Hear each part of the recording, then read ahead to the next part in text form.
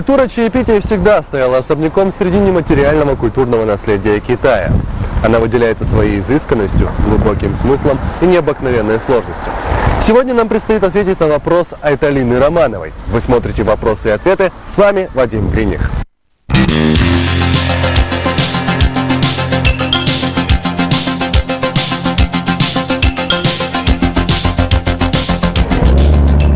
Прежде чем познакомиться с чайной церемонией, давайте прежде узнаем, какие сорта чая предпочитают китайцы.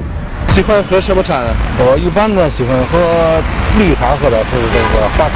喝花茶吧。信阳毛尖、铁观音。乌龙茶。金星梅呗。铁观音。这个普洱。По всем вопросам, касающихся чая, нам посоветовали обратиться к специалистам, которые есть, конечно же, в каждом чайном доме. Мы решили выбрать чайный дом под названием Цюань. Говорят, что внутри там очень красиво. Ну что, давайте зайдем внутрь и прикоснемся к чайным тайнам. 我叫万吉木，我来自文娱大节目，我来问你几个问题关于茶叶。 OK。 Китайская чайная культура уходит корнями в далекое прошлое.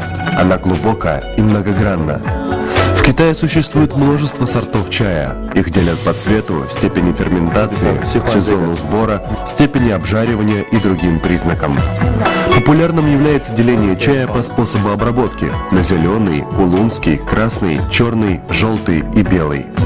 Соответственно, для каждого сорта чая будет своя уникальная чайная церемония.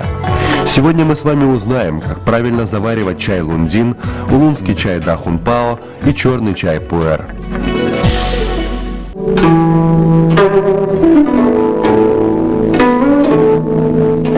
Зеленые чаи, они очень полезны для здоровья, они обладают кофеином и антиоксидантами, поэтому если вы хотите взбодриться с утра, то стоит принимать, конечно же, зеленые чаи вместо кофе. Также очень полезно умываться зеленым чаем, это очень здорово очищает кожу. Зеленый чай – самый популярный и распространенный чай в Китае. Чай сихулундин, который мы заварим сегодня, как раз является одним из сортов зеленого чая. Для заваривания этого сорта нужно выбрать чистую прозрачную посуду. Подойдет стеклянный стакан. Вначале, как вы уже видели, стакан нужно ошпарить кипятком, постепенно вращая по кругу.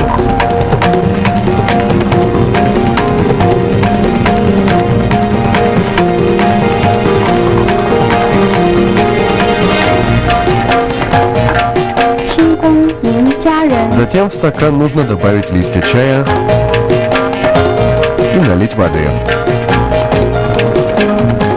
Чай лундин очень нежный, поэтому заваривать его нужно в воде, нагретой примерно до 80 градусов. Иначе кипяток может разрушить содержащиеся в чае витамины и полезные вещества.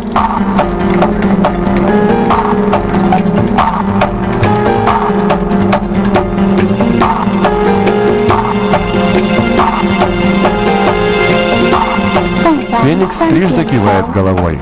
Это особый способ заваривания чая лундин, при котором носик чайника трижды поднимается и опускается, наливая воду, словно голова феникса. Сейчас как раз можно увидеть, как чайные листики постепенно раскрываются и кружатся в бесконечном чайном танце. После чего чаепитие становится особенно приятным.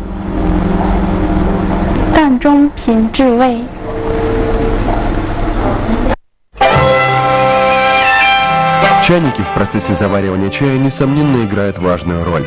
Они бывают керамическими, фарфоровыми, деревянными и так далее. Конечно же, разной формы и цвета. Чайник не только является инструментом для заваривания чая, он также имеет художественную ценность. Некоторые марки чайников имеют коллекционную стоимость, самым известным представителем которых является чайник из осинской глины.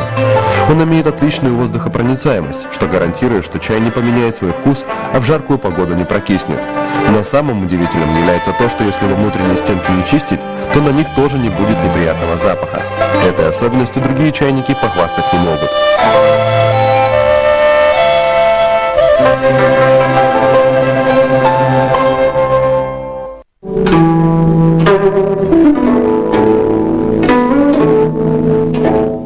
А вот чай Дахунпао всегда был чаем аристократии. В древности его разрешалось пить только императорам и членам императорского двора. Надо сказать, что чайная церемония чая Дахунпао имеет очень сложную и необычную структуру. Его сложнее всего заваривать. Зажгите палочку благовоний. Очистите свой разум от дурных мыслей. Пусть на душе будет спокойствие и доброжелательность. Дахунпао и Тегуаин являются разновидностями чая улун, который лучше всего заваривать в чайнике из исинской глины. Прежде чем заваривать чай, нужно ополоснуть кипятком чайные принадлежности. Благодаря этому мы их не только очистим, но и нагреем. Для заваривания лучше всего использовать кипящую воду. Первое заваривание нужно для очищения чайных листьев. Пить этот чай не рекомендуется. Большой чайник из исинской глины называется муху или чайник мама. Он используется для заваривания чая. А маленький цзыху или чайник ребенок для разливания. Высокие стаканы нужны для вкушения аромата, а низкие – для чаепития. Сначала чай наливается из чайника мамы в чайник ребенок, и затем в стакан для вкушения аромата. После чего эти стаканы накрываются стаканчиками для чаепития и аккуратно переворачиваются.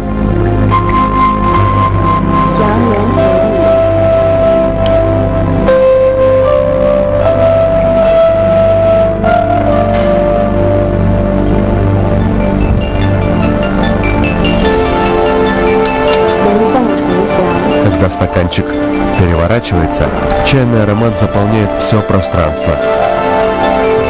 Пить этот чай нужно медленно, наслаждаясь каждым глотком его мягкого, деликатного вкуса. Старинная простота, классическая изысканность, наполненный атмосферой Востока чайный дом. Вот то место, где китайцы любят расслабиться. После тяжелого напряженного рабочего дня они приходят в чайный дом, чтобы выпить чашку-другую великолепного чая, с тем, чтобы аромат этого напитка наполнил их душу и тело и позволил отвлечься от проблем. Здесь люди либо отдыхают, закрыв глаза, либо же спокойно слушают музыку, играющую в чайном доме. Чайные дома являются неотъемлемой частью жизни китайцев.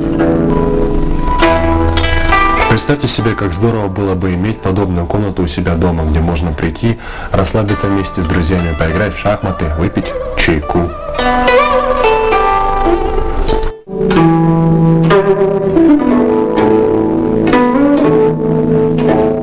Юнанский чай пуэр обладает очень мягким, насыщенным вкусом и прекрасным ароматом.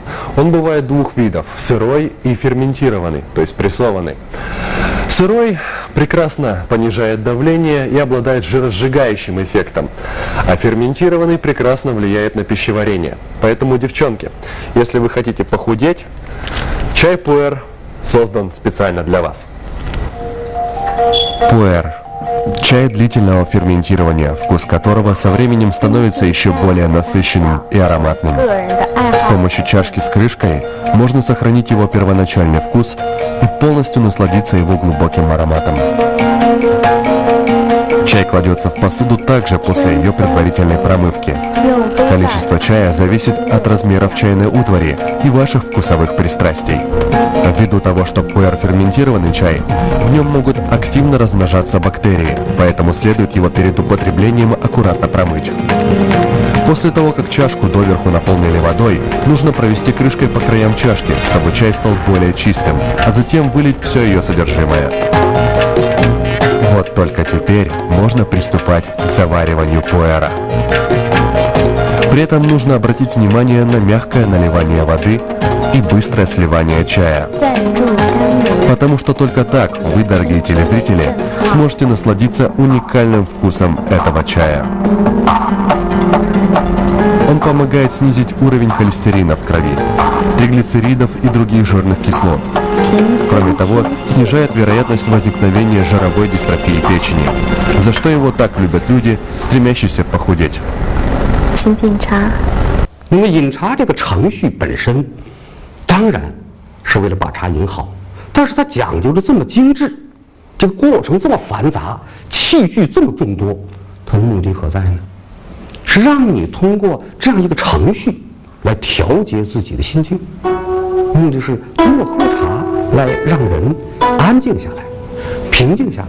在喝茶的这样一个过程中，你把现实生活中的各种俗事把它忘掉，你心不就安静了？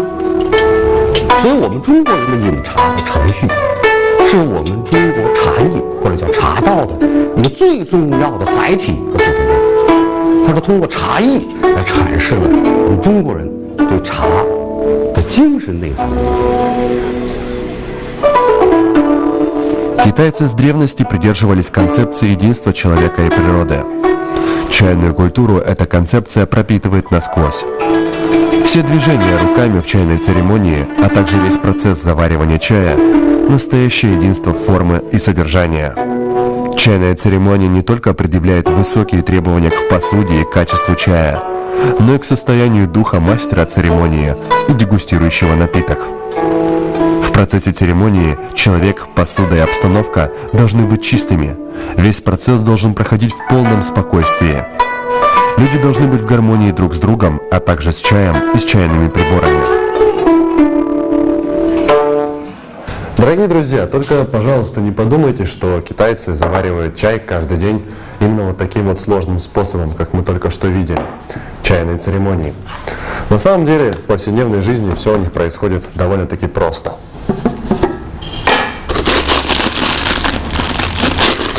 Вот таким вот интуитивно понятным способом.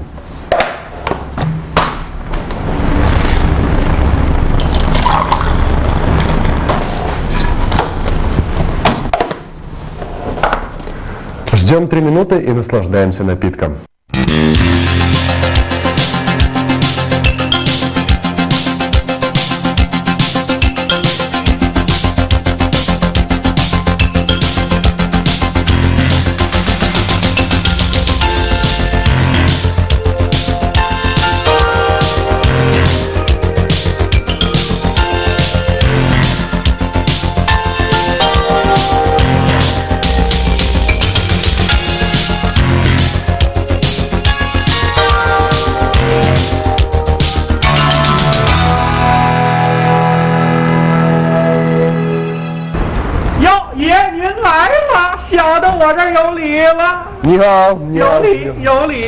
Друзья, мы находимся в одном из чайных домов Пекина, куда простые китайцы частенько приходят отдохнуть.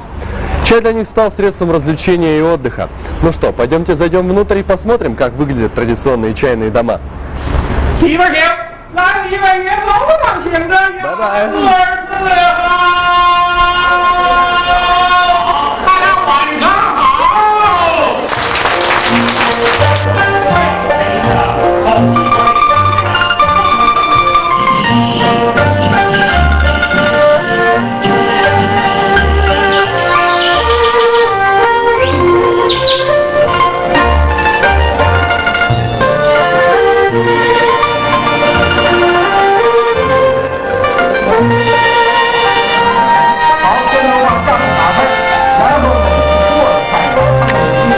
Красота! Пьем чай, смотрим шоу, наслаждаемся жизнью. Чтобы понять чайную церемонию, как и любой другой вид искусства, нужно ощутить его на себе. Поэтому я настоятельно рекомендую вам приехать в Китай и самим ощутить чайную церемонию и ее атмосферу. Спасибо вам, Айталина, за вопрос. С вами была программа «Вопросы и ответы». До свидания.